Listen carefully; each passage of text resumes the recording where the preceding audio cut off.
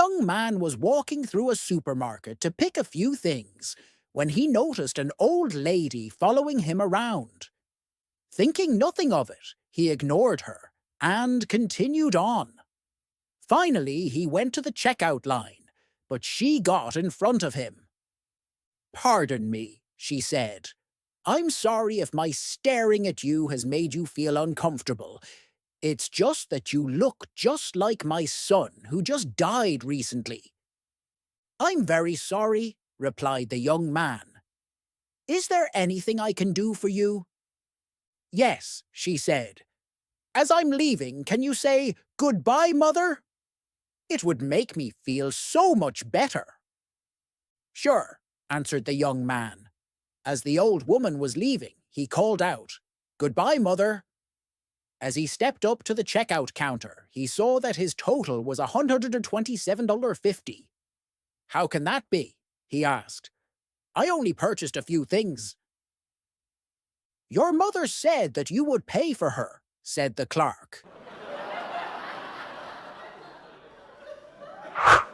A man was walking in the street when he heard a voice.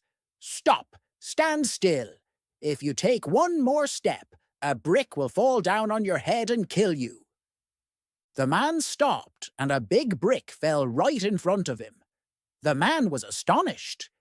He went on, and after a while he was going to cross the road. Once again the voice shouted, "Stop! Stand still!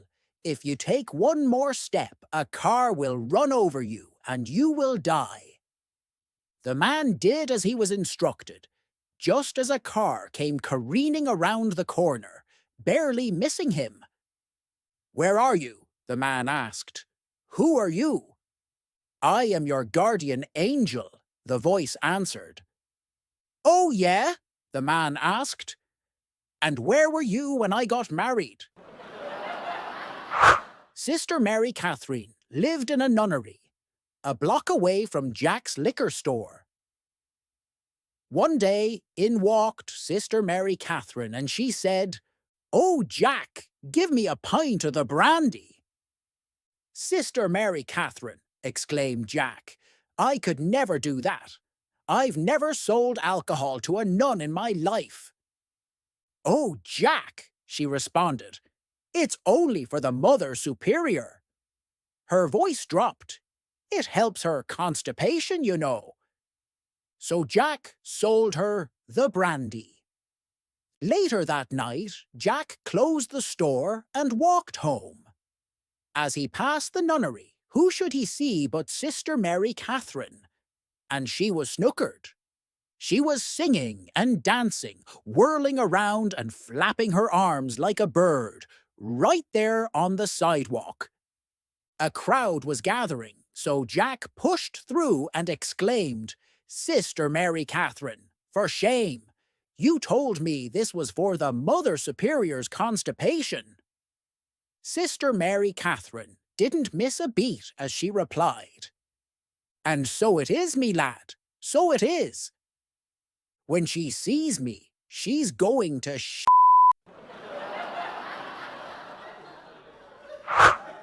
A woman goes to the doctor, beaten black and blue. "Doctor, what happened?" Woman, "Doctor, I don't know what to do. Every time my husband comes home drunk, he beats me to a pulp."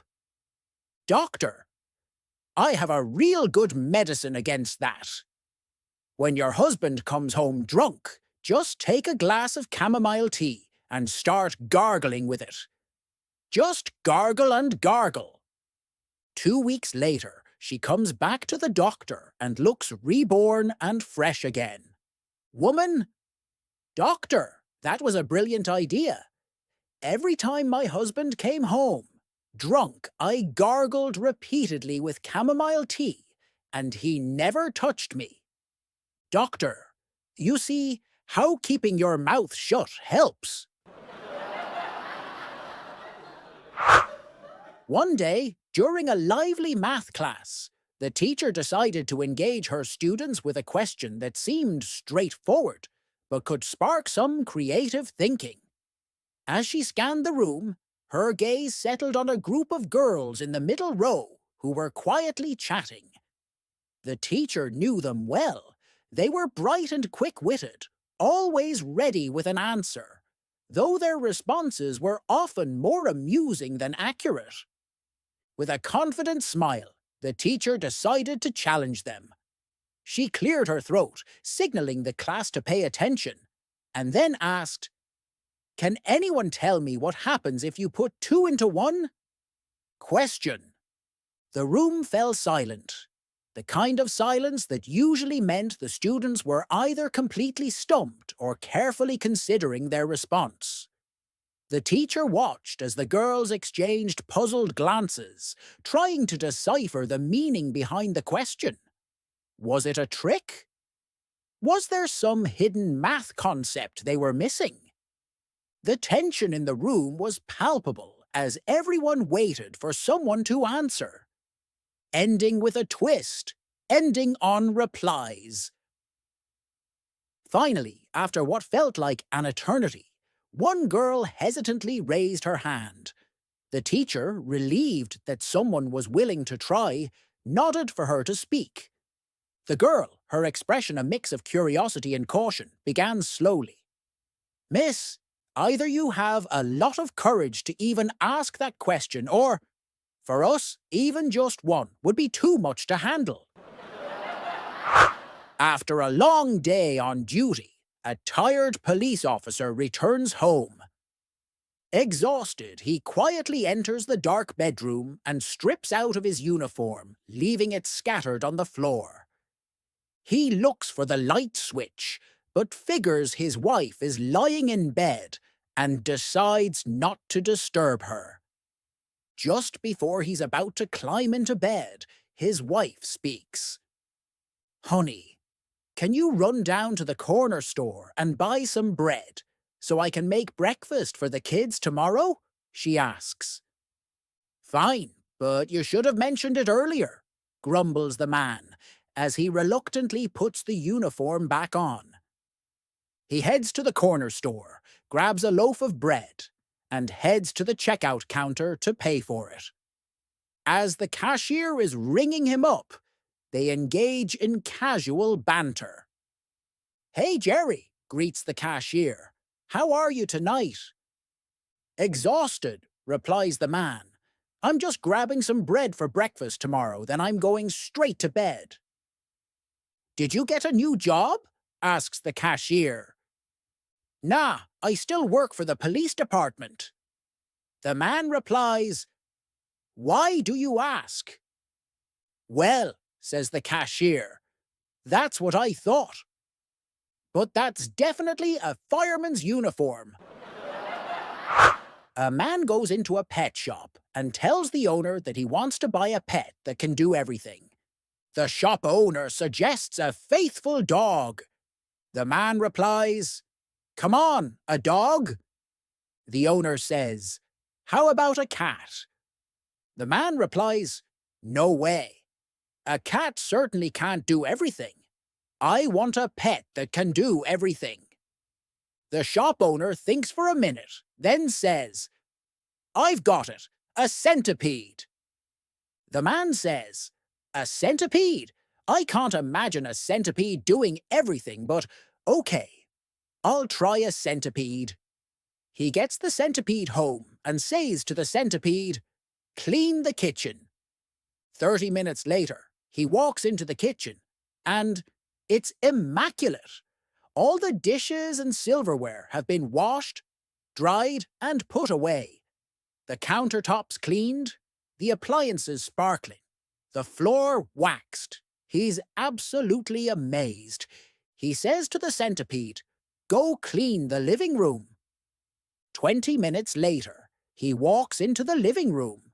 The carpet has been vacuumed, the furniture cleaned and dusted, the pillows on the sofa plumped, plants watered.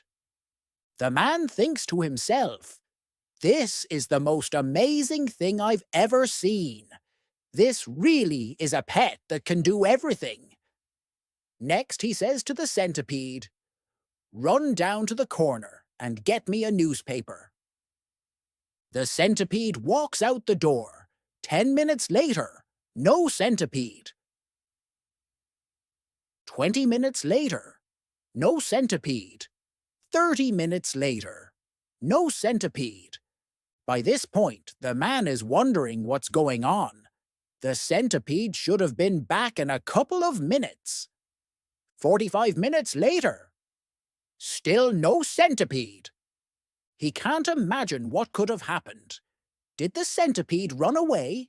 Did it get run over by a car? Where is that centipede? So he goes to the front door, opens it, and there's the centipede sitting right outside. The man says, "Hey, I sent you down to the corner store 45 minutes ago to get me a newspaper. What's the matter?" The centipede says, "I'm going, I'm going. I'm just putting on my shoes." Two friends were playing golf when one pulled out a cigar, but he didn't have a lighter, so he asked his friend if he had one.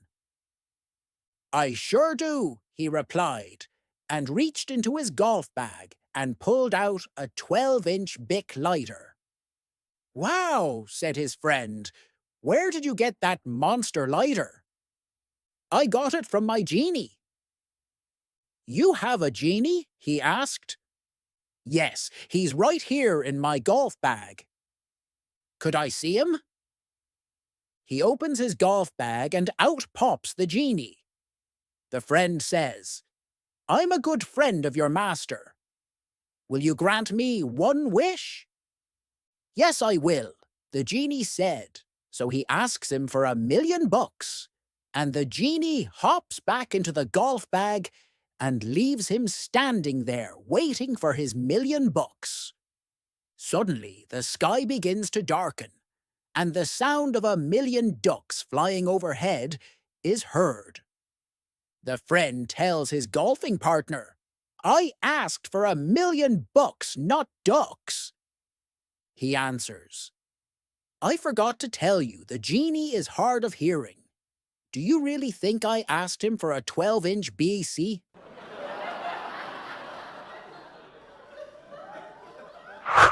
A married couple is driving along a highway doing a steady 40 miles per hour. The wife is behind the wheel. Her husband suddenly looks across at her and speaks in a clear voice. "I know we've been married for 20 years, but I want a divorce." The wife says nothing, keeps looking at the road ahead, but slowly increases her speed to 45 millimeters. The husband speaks again. "I don't want you to try and talk me out of it," he says, "because I've been having an affair with your best friend, and she's a far better lover than you are." Again, the wife stays quiet, but grips the steering wheel more tightly and slowly increases the speed to 55. He pushes his luck. "I want the house," he says insistently, up to 60. "I want the car too," he continues. 65.3. "And," he says, "I'll have the bank accounts, all the credit cards and the boat." The car slowly starts veering towards a massive concrete bridge. This makes him nervous, so he asks her, "Isn't there anything you want?" The wife at last replies in a quiet and controlled voice. "No, I've got everything I need," she says. "Oh, really?" he inquires. "So what have you got?" Just before they slam into the wall at 65 ibli, the wife turns to him and smiles. "The airbag."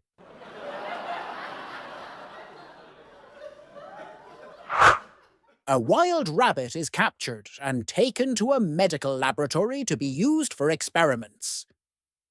There, he befriends a rabbit who was born and raised in the lab. One day, the wild rabbit notices that the researchers hadn't latched his cage properly and decides to make a break for it. He tells the lab rabbit how great it is on the outside and convinces him to come along. First, the wild rabbit takes the lab rabbit to a field of lettuce where they munch to their heart's content. The wild rabbit then says, "Let me take you to an even better field," and they head off to a field full of carrots. They munch contentedly for hours. Finally, the wild rabbit says, "Now let me take you to the best field of all." He takes the lab rabbit to a field full of female rabbits. The rabbits enter the field and do what rabbits do. At dawn, the rabbits are exhausted and content.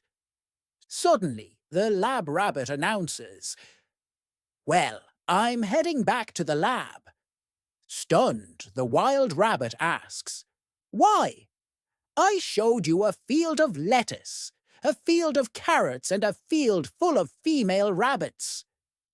The lab rabbit says, "Yeah, that was really great.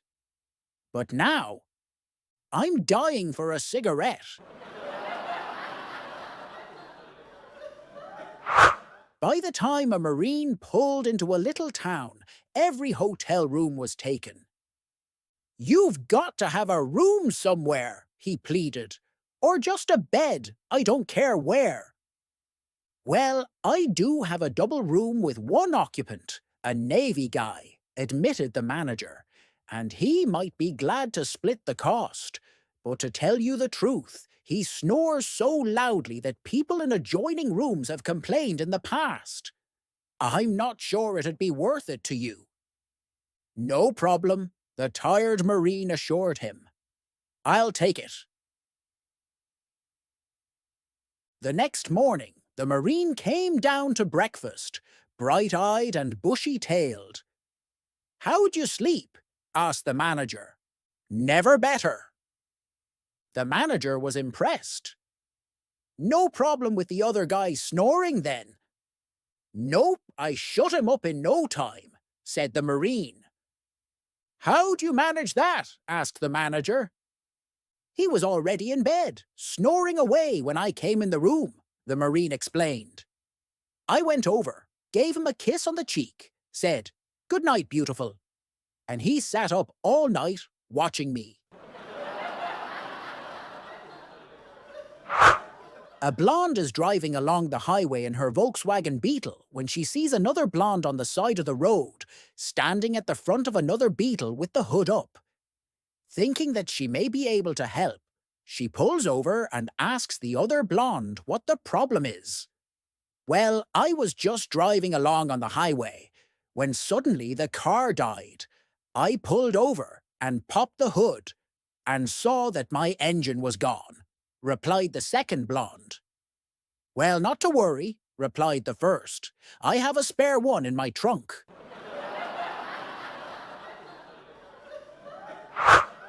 Airman Jones is assigned to the onboarding center, where he advises new recruits about their government benefits, especially the GI life insurance policy.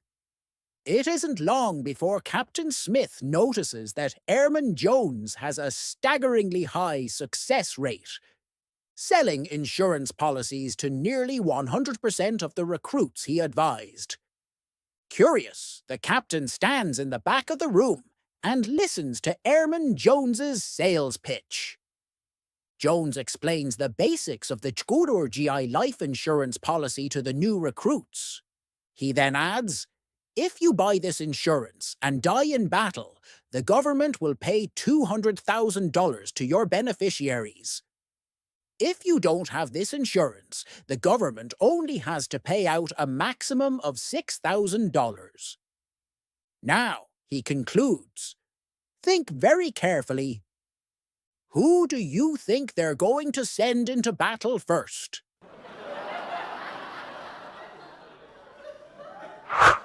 There was a teenage boy named Tommy O'Shaughnessy who had a bit of a reputation for getting into trouble. He had a mischievous glint in his eye and a smirk on his lips, and he was always looking for ways to have fun and break the rules.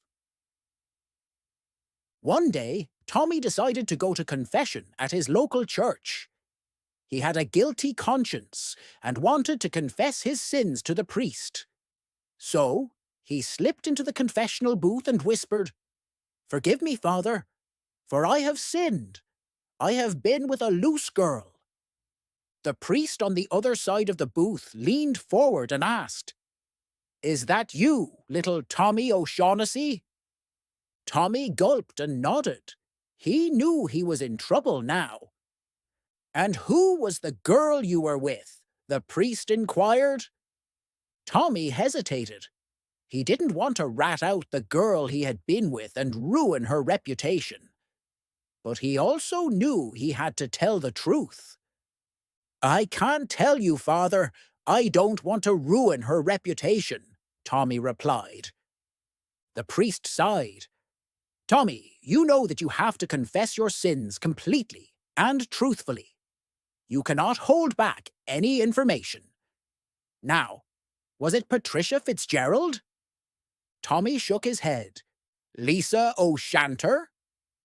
"Nope." "Kathy Odell?" "Sorry, Father." The priest continued to rattle off names, but Tommy remained tight-lipped. He refused to give up the identity of the girl he had been with. Finally, the priest sighed in frustration. "Tommy, you're being very difficult, but I admire your loyalty to this girl. However, you have sinned, and you must atone for your actions. You can no longer be an altar boy for 4 months." Tommy was disappointed but not surprised. He had expected some sort of punishment. As he walked back to his pew, his friend Sean slid over and whispered, "What did you get?"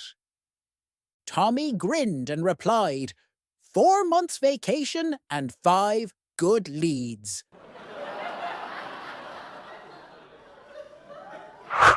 A priest goes to the barber for a haircut. When the barber has finished, the priest asks how much he owes. "All free, my friend. I consider it a service to God," replies the barber. The priest thanks the barber and leaves. The next morning, when the barber arrives at the shop, there's a Bible, flowers, and a thank you note from the priest on the doorstep. The same day, a policeman enters wanting a haircut. When the barber is finished, the policeman asks how much he owes. "No charge, my friend. I consider this a service to the Lord above." The policeman thanks the barber and leaves. The next day, when the barber arrives at the shop, there's a box of donuts and a thank you note from the policeman on the doorstep. In the afternoon, a lawyer comes in for a haircut. When the barber is finished, he tells the surprised but pleased lawyer that there is no charge, as he considers it a service to God. When the barber arrives at the shop the next day, he sees on his doorstep a long line of lawyers waiting for haircuts. Every morning, the CEO of a major bank in Manhattan went to the corner where a shoeshine man was always there. He used to sit on the chair, read the Wall Street Journal, and the shoeshine man gave his shoes a shiny, great look.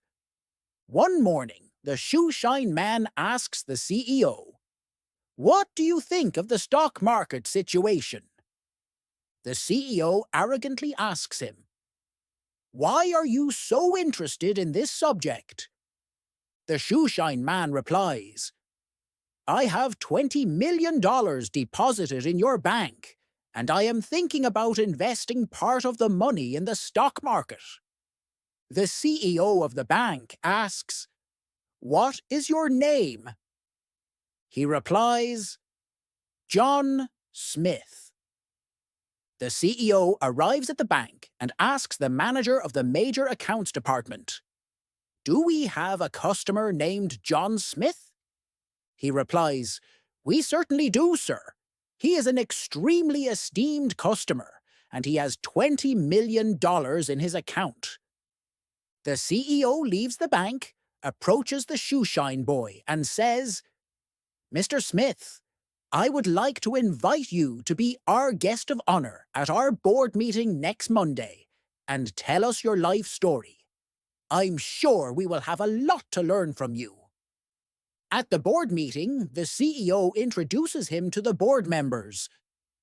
"We all know Mr. Smith, who makes our shoes shine like no one else. But Mr. Smith is also our valued customer, with $20 million in his account. I invited him to tell us the story of his life. I'm sure we can learn a lot from him. Please, Mr. Smith, tell us your life story." Then Mr. Smith began to narrate his story.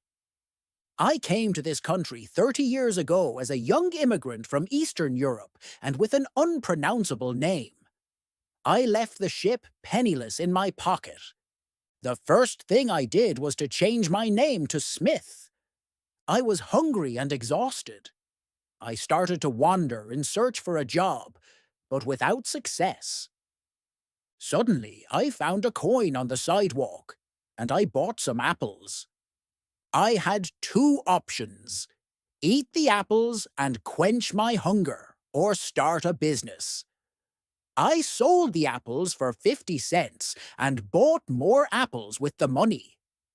When I started accumulating dollars, I managed to buy a set of used brushes and shoe polishes, and started cleaning shoes. I didn't spend a dime on fun or clothes. I only bought bread and cheese to survive. A few years ago, when the corner shoeshine colleague decided to retire, I had already saved enough money to buy his point, which was a better place than mine. Finally, 3 months ago, my drug dealer brother passed away and left me $20 million. A judge was interviewing a blonde lady regarding her pending divorce and asked, "What are the grounds for your divorce?" She replied, "About 4 acres and a nice little home in the middle of the property with a stream running by." "No," he said. "I mean, what is the foundation of this case?" "It is made of concrete, brick and mortar," she responded. "I mean," he continued, "what are your relations like?" "I have an aunt and uncle living here in town, and so do my husband's parents." He said, "Do you have a real grudge?" "No," she replied. "We have a 2-car carport and have never really needed one." "Please," he tried again, "is there any infidelity in your marriage?" "Yes, both my son and daughter have stereo sets. We don't necessarily like the music, but the answer to your questions is yes." "Ma'am, does your husband ever beat you up?" "Yes," she responded. "About twice a week he gets up earlier than I do." Finally, in frustration, the judge asked, "Lady, why do you want a divorce?" "Oh, I don't want a divorce," she replied. "I've never wanted a divorce. My husband does. He said he can't communicate with me." There was a married couple sleeping, and an intruder entered into their house.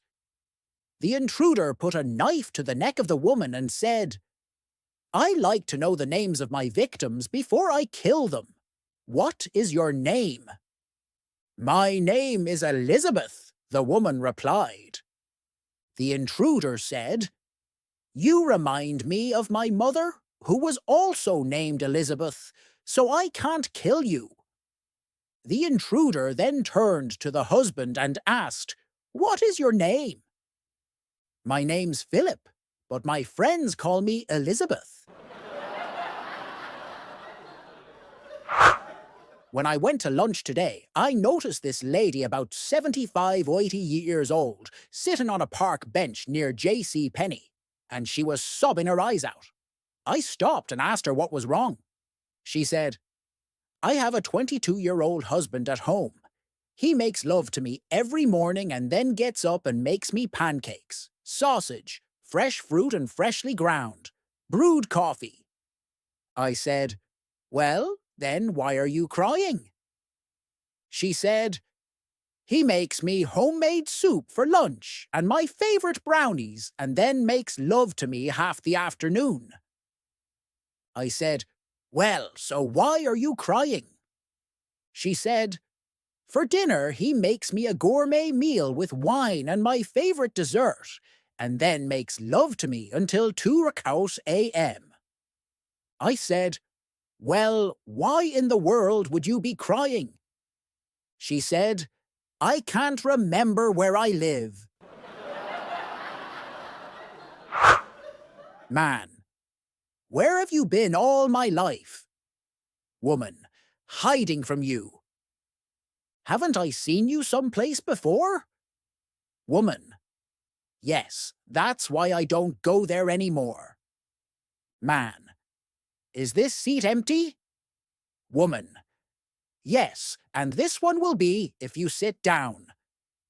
Man, your place or mine? Woman, both. You go to yours, and I'll go to mine. Man, so, what do you do for a living? Woman, I'm a female impersonator. Man, hey baby, what's your sign? Woman, do not enter. Man, how do you like your eggs in the morning? Woman, unfertilized. Man, your body is like a temple. Woman, sorry, there are no services today. Man, I would go to the end of the world for you. Woman, but would you stay there? Man, if I could see you next, I'd die happy. Woman, if I saw you, I'd probably die laughing.